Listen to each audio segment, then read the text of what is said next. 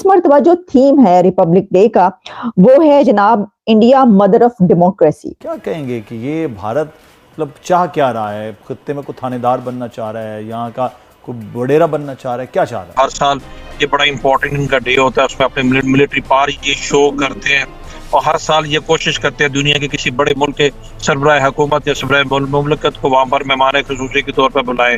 ये देखने को मिल रही है कि उन्होंने अब ये एक ट्रेंड बना लिया है कि दुनिया का बड़े से बड़ा लीडर वहां पर पहुंचता है और वो उसको लेकर रोड पर निकलते हैं। अब वक्त नहीं आ गया कि इस भारत को, इस मुल्क को दहशतगर्द मुल्क डिक्लेयर कर देना चाहिए, करार दे देना चाहिए।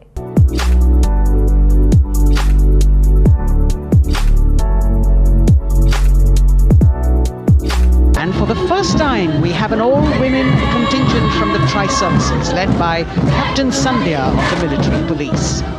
This team includes Agniveers and regular recruits. Modi ji जब उनको लेके गए हवा महल के पास, वो जो हैंडीक्राफ्ट्स की चीजें थी, वहां से उन्होंने राम मंदिर का जो स्टैचू लेके दिया, वो मॉडल लेके दिया।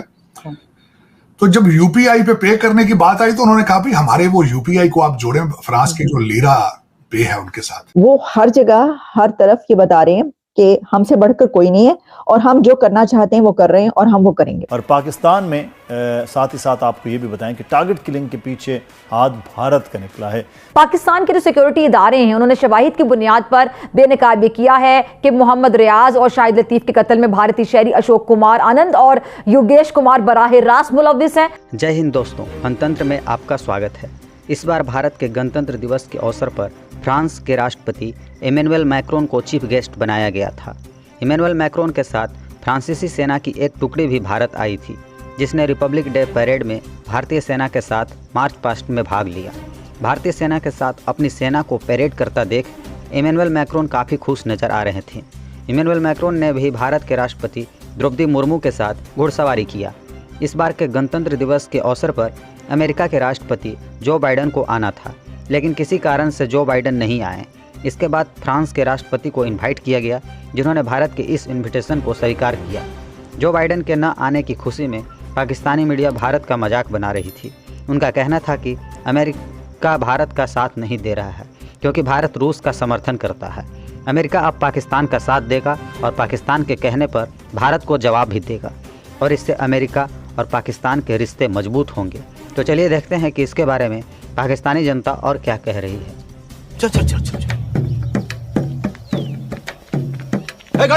इस वक्त हम आपको ये बता रहे हैं कि इंडिया के रिपब्लिक डे पर फ्रेंच प्रेसिडेंट मिस्टर मैक्रोन जो कि इंडिया पहुंचे हैं और चीफ गेस्ट हैं इस रिपब्लिक डे पर, उनका और इंडिया के प्राइम मिनिस्टर नरेंद्र मोदी साहब का एक ऐसा रोड शो नजर आया है कि जिस पे दुनिया के बड़े लीडर्स उस रोड शो पर हमें नजर आए, एक दूसरे के साथ हाथों में हाथ डाले, खुशगपियां करते हुए। लेकिन ये तो एक तरफ, इसके साथ ही ये भी डेवलपमेंट नजर आ रही है कि 26 राफेल और 6 न्यूक्लियर प्लांट्स की बात की जा रही है। तो आइए जरा इसको डिस्कस किए लेते हैं कि ये जो एक बड़ा दिन इंडिया का और इस पर प्रेसिडेंट मैक्रोन मौजूद हैं इंडिया में, उसमें क्या क्या सूरत हाल सामने है। सबसे पहले तो जिस वक्त प्रेसिडेंट मैक्रोन इंडिया पहुंचे तो जयपुर में उनका जैसा इस्तकबाल किया गया, जैसा उनको वेलकम किया गया, मैं समझती हूँ कि बहुत ही कम ऐसा हमें देखने को मिलता है, इंडिया में देखने को मिलता है। इंडिया की तरफ से हमें एक नई चीज ये देखने को मिल रही है कि उन्होंने अब ये एक ट्रेंड बना लिया है कि दुनिया का बड़े से बड़ा लीडर वहां पर पहुंचता है और वो उसको लेकर रोड पर निकलते हैं।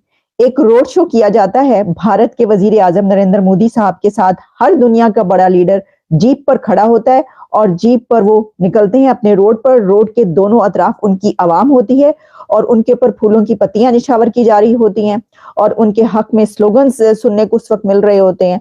और इसके अलावा हम देखते हैं कि वो उस रोड शो में एक ऐसा भारत का कल्चर और वहां की रिप्रेजेंटेशन नजर आती है कि जिसको पूरी दुनिया देखे। तो देखें, क्या ये एक बड़ी बात है? इसकी वजह यह है कि दुनिया के बड़े लीडर्स इस तरीके से भारत की सड़कों पर जीप में सफर करते हुए उनके वजीर आजम के साथ नजर आए, तो ये कोई छोटी बात नहीं है, ये बहुत बड़ी बात है। और हमने देखा कि इससे पहले जब पहुंचे थे यूएई के जो लीडर हैं वहां के हेड, तो वहां पर भी हमने ये देखा कि इसी तरीके से भारत के वजीर आजम नरेंद्र मोदी उनके साथ भी गले मिलते हुए, रोड शो करते हुए, और रोड पर जीप में जब निकलते हैं तो दोनों तरफ से लोग, आवाम सड़क पर मौजूद होते हैं, फूलों की पत्तियां निछावर हो रही होती हैं। ये जो ट्रेंड है ये इंडिया ने ही बनाया है और ये पहली मर्तबा जो है ये हमें देखने को ऐसा नजर आ रहा है। भारत का पाकिस्तान में दहशतगर्दाना कार्रवाइयों का हौलनाक मंसूबा बेनकाब हो गया और भारत खित्ते और बिलखुसूस पाकिस्तान में दहशतगर्दाना कार्रवाइयों और खित्ते के ममालिक को अदम इस्तेहकाम से दो चार करने की कोई कसर नहीं छोड़ता। हम देखते हैं कि हमेशा आगे आगे रहता है, हमेशा तैयार रहता है, कोई मौका हाथ से जाने नहीं देता है। पाकिस्तानी सिक्योरिटी इदारों ने भारत के दहशतगर्द गिरोह और सहूलतकारों जो कि दहशतगर्दाना कार्रवाइयों, टारगेट किलिंग में मुलव्विस थे, उनको कामयाबी के साथ बेनकाब कर दिया, एक्सपोज कर दिया। पाकिस्तान के जो सिक्योरिटी इदारे हैं उन्होंने शवाहिद की बुनियाद पर बेनकाब किया है कि मोहम्मद रियाज और शाहिद लतीफ के कत्ल में भारतीय शहरी अशोक कुमार आनंद और योगेश कुमार बराह रास्त मुलव्विस हैं और पाकिस्तान के कानून नाफिज करने वाले इदारों ने मोहम्मद रियाज और शाहिद लतीफ के टारगेट किलर्स को नाकाबिले तरदीद शवाहिद की रोशनी में गिरफ्तार किया है। कत्ल में मुलव्विस टारगेट किलर्स, उनके साथी और सहूलतकारों को उस वक्त गिरफ्तार किया गया जब वह पाकिस्तान से फरार होने की बाकायदा कोशिश कर रहे थे। मोहम्मद रियाज को 8 सितंबर 2023 को रावलाकोट, जबकि शाहिद लतीफ को 11 अक्टूबर 2023 को डस्का में टारगेट किलर्स ने कत्ल किया था।